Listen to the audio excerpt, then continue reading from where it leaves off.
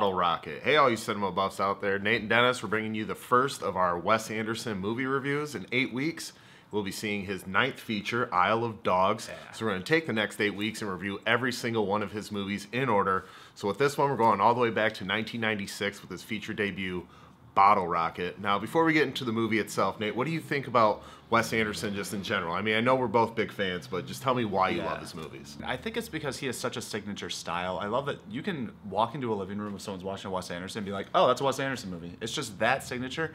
And I think that he just carries such personality and color through all of his movies. And yeah, he just has his own style. And I really love that. I love that he's developed his own style and it just keeps evolving throughout the years. What about you? He's one of those filmmakers where there's no wrong answer to your favorite movie of his. Right. And he's never made a bad movie. You might have a movie that you're disappointed by, maybe you don't like as much as the others. Yeah. But even my least favorite of his, I'm like, it's still a good movie. It's just my least favorite of his. Yeah. But you're definitely right. He does have a unique style, and he has a very dry wit.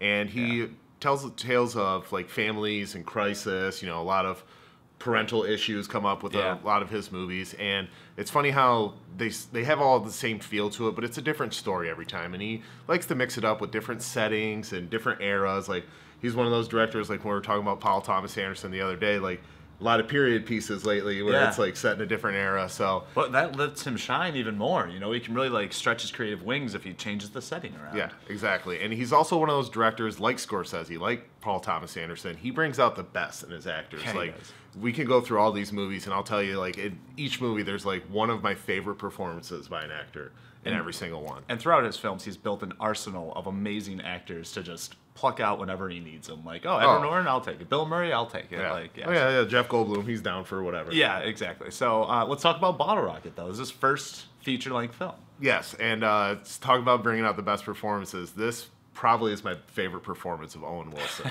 He is the comedic lifeblood of this movie. He is the perfect like wild card to Luke Wilson's straight man, Anthony. Yeah. And for those of you who aren't familiar with Bottle Rocket, it tells the story of like these 3 idiots who want to get into organized crime and just the misadventures that they get into, and and there's like, you know, tale of love, tale of friendship, which is a common theme in his movies, but this is like raw Wes Anderson. Like, very much. Martin Scorsese's Mean Streets is Wes Anderson's Bottle Rocket. It's like his raw talent coming out. Then once he gets money, he gets some backing, and he's allowed to, you know, go bigger with his movies, his talent really fully comes out. But you can see just like the little, you know, little seedlings of his style. That's what I like about this movie, is that you're watching him develop his craft. It almost feels like a short film stretched to a feature-length film, because it was originally a short film, and then he made it into a feature-length film. And yeah, that's what I like about this. This is the least Wes Anderson movie of Wes Anderson's movies. I feel like this is Wes Anderson at his most raw.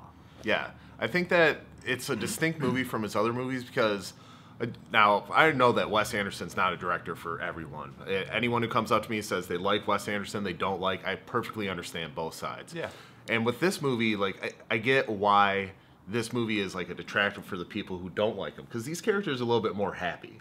The main complaint with a lot of Wes Anderson movies, their characters are very dry and very droll, but I think that plays into the comedy that everyone on screen is so serious that when all this stuff's happening, that's what makes it funny. Yeah. It's like Portlandia would not exist without Wes Anderson, like paving the way with that kind of humor. Yeah, and I think that going with that, like, this is sort of ahead of its time. With 1996, like, we get a lot of these indie movies ever since like Juno. You know, a lot of these indie dry wit movies where people are very like stoic but deliver. Like, he invented this. This was, and it really didn't do very well at the box office at all with this movie because people didn't get it. I think now it's more relevant than it ever has been. And when I watch this, I'm like, this is kind of ahead of its time. Yeah, it was like the complete contrast to like what was mainstream and popular at the time. Yeah. But focusing more on this movie, I gotta say that there is one performance in this movie that's kind of frustrating to me, and that's Robert Musgrave, who plays Bob. Yeah. Like, in some scenes, he's great. Like, he's really nailing it. But then there's other scenes where it's like he's just reading them off a cue card. Yeah. And so it's just a little distracting.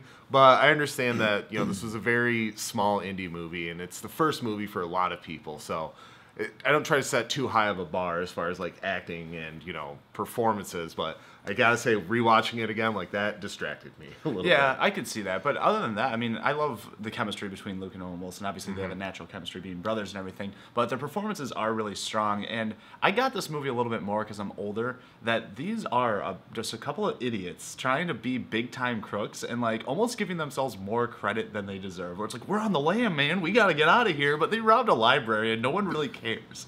Indeed, these guys are bumbling idiots just, fumbling through the crime world. And it's funny how that you're right, they do have confidence in moments where it's like, oh, we have absolutely everything planned out, we're good, we're golden, but then like all these insecure moments also come out. Like leads to just like it's funny banter bickering, like they're fist fighting with each other, they're constantly they constantly argue, and they're completely disorganized. But that's what makes it so funny, is that they're completely serious about this, and then all this hilarious shit happens to them. Yeah, and I think that it goes to show for Owen Wilson's writing how talented of a comedy writer he is, because this is so subtle that he'll say little things as he walks off camera that you just need to catch because it's so funny. They're really fun, subtle lines that I think that like groups of friends only understand. These aren't movies you can just spout off like really famous lines or anything. These are like inside jokes that only friends know. Yeah, it's funny when we talk to people about Wes Anderson movies, this is the one that comes up and they're like, oh, I've never seen that one. Right. Like, go back and watch Bottle Rocket. Yeah, and that's my advice for a lot of people that aren't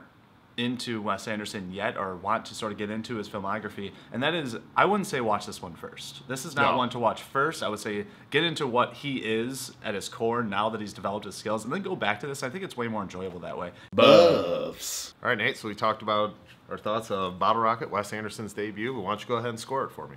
Yeah, I mean, I love most of Wes Anderson's movies, and this isn't my favorite. I will reveal my favorite when we review that. But, me too. I do like Bottle Rocket. I think it's a fantastic opening movie for Wes Anderson, and really watch him develop his skills in the comedy. So I'm going to go pretty high. I'm going to go an 8 out of 10. I think Bottle Rocket is a fantastic little indie film.